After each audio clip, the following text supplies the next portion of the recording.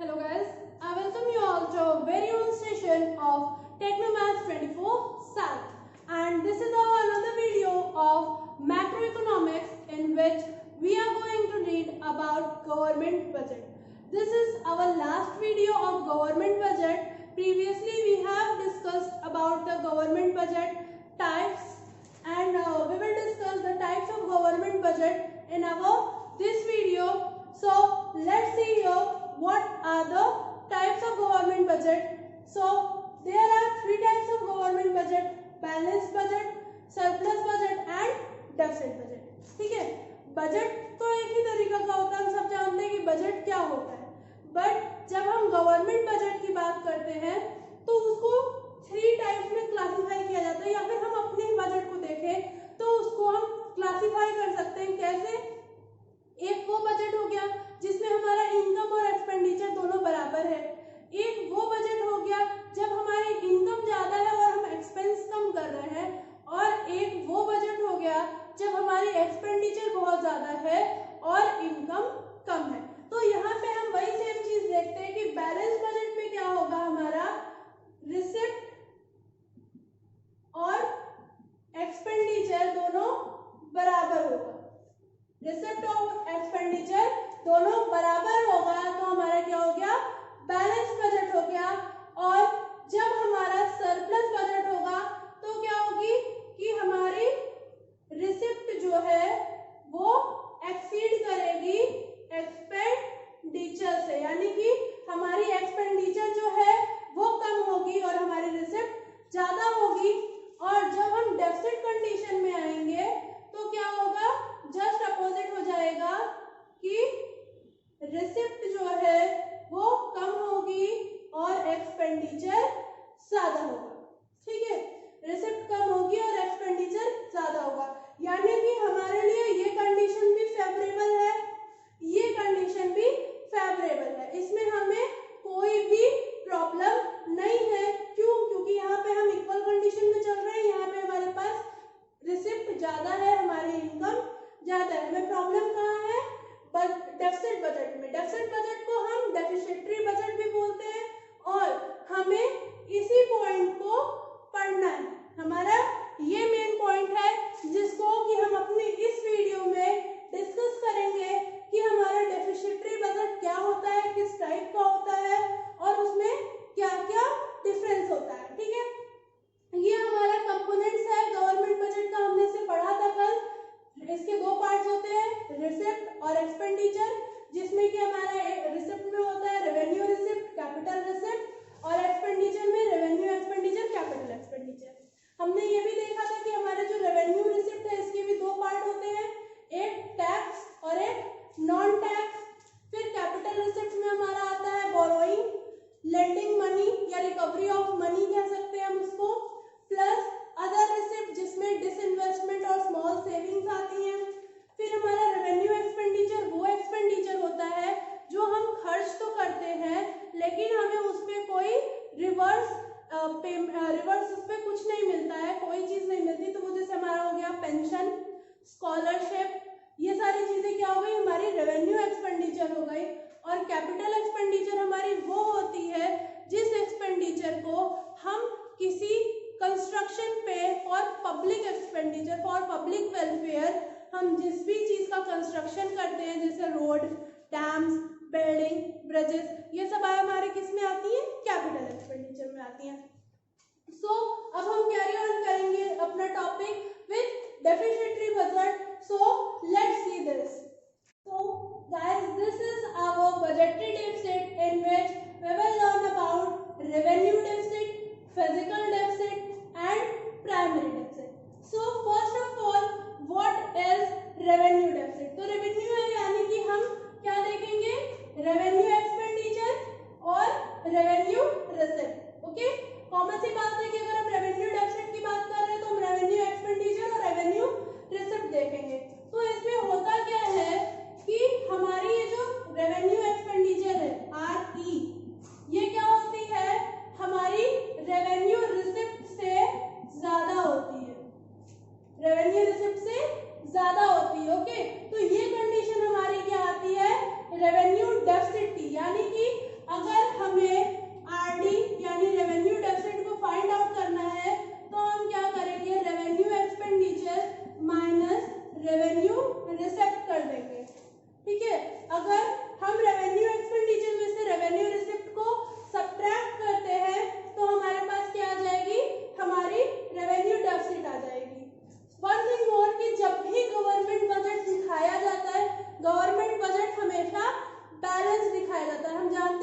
हमारा क्या है, एक एस्टिमेट है।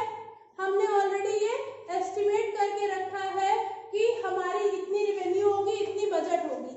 वो हमारा एंड ऑफ द ईयर में ही पता चलता है कि डेफिसिट में गए हम या हमारा सरप्लस था। ठीक है, तो सपोज कि हमने रिसिप्ट भी 200 दिखाई और एक्सपेंडिचर भी हमारा 200 है, यहाँ से तो ये बैलेंस्ड है।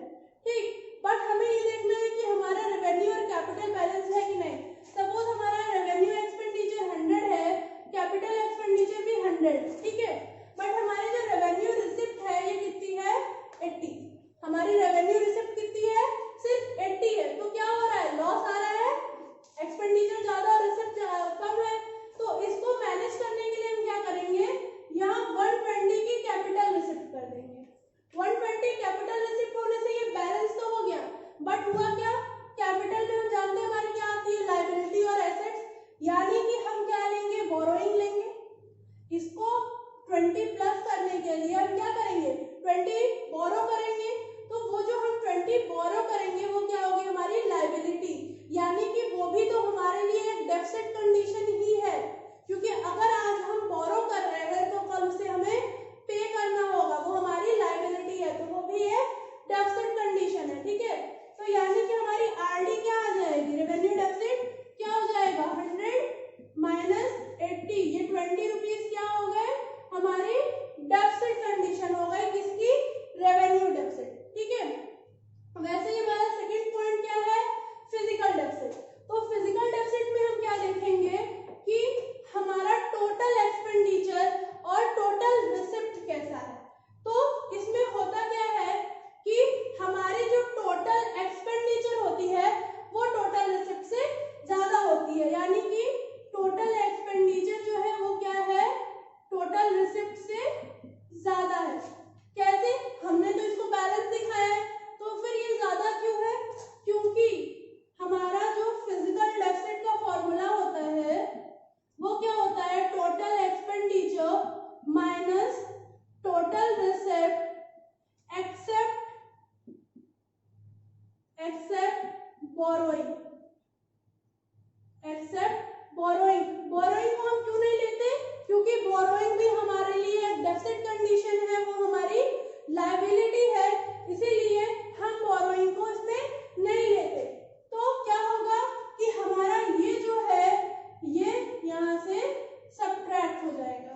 जब ये सब्ट्रैक्ट हो गया तो यानी कि हमारे पास कितनी इनकम रह गई, 80, हमारे पास कितनी रह गई, 80, यानी कि हमारा जो टोटल रिसिप्ट था वो कितने का हो गया, 80 का हो गया, और एक्सपेंडिचर 200 का। तो ये हमारी कंडीशन क्या हो गई, ये हमारी कंडीशन हो गई ऑफ फिजिकल डेफिसिट। ओके, फिर हमारा आता है प्राइमरी डेफिसिट। तो प्राइमरी डेफिसिट में हमारे क्या पास होता है, primary deficit is equal to primary deficit is equal to revenue expenditure minus interest payment. इसमें हमारी क्या कंडीशन होती है कि हम जितना इंटरेस्ट पे कर रहे हैं उसके अकॉर्डिंग हमारी डेफिसिट क्या है, यानी कि हमारी जो फिजिकल डेफिसिट है वो क्या होती है, हमारी इंटरेस्ट पेमेंट से ज्यादा होती है, यानी कि हम पहले तो हम अपने जो बोरोइंग है उस पर इंटरेस्ट पे कर रहे हैं, उसके बाद भी हमारी जो डेफिसिट कंडीशन है वो उससे भी ज्यादा है, यानी कि हम बहुत ज्यादा लॉस में जा रहे हैं। तो इसके इम्प्लीकेशंस क्या होते हैं, इसके इम्प्लीकेशंस होते हैं कि हमारा फर्स्ट जो है यानी कि आरडी मींस रेवेन्यू डेफिसिट, इसमें क्या होता है, इसमें गवर्नमेंट की इनएफिशिएंसी दिखती है, यानी कि हमारी जो गवर्नमेंट है वो इनएफिशिएंट है,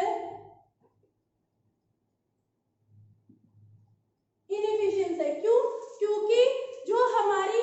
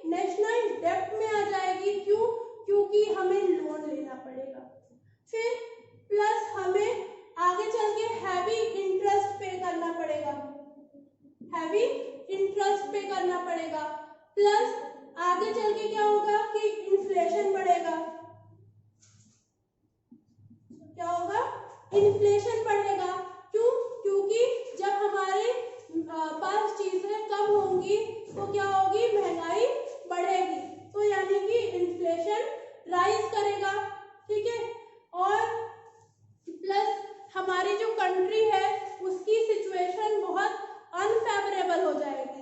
तो ये कुछ कंडीशन है हमारी फिजिकल डेफिसिट की। फिर हमारा जो प्राइमरी डेफिसिट आता है इसकी भी सेम कंडीशन है, प्राइमरी डेफिसिट की भी सेम कंडीशन है। इसमें भी हमारा नेशनल डेब्ट जो है वो राइज कर जाएगा, इंटरेस्ट बहुत बढ़ जाएगा, प्लस हम फॉरेन मार्केट पे डिपेंड हो जाएंगे क्योंकि हमें वर्ल्ड बैंक या IMF से लोन लेना पड़ेगा।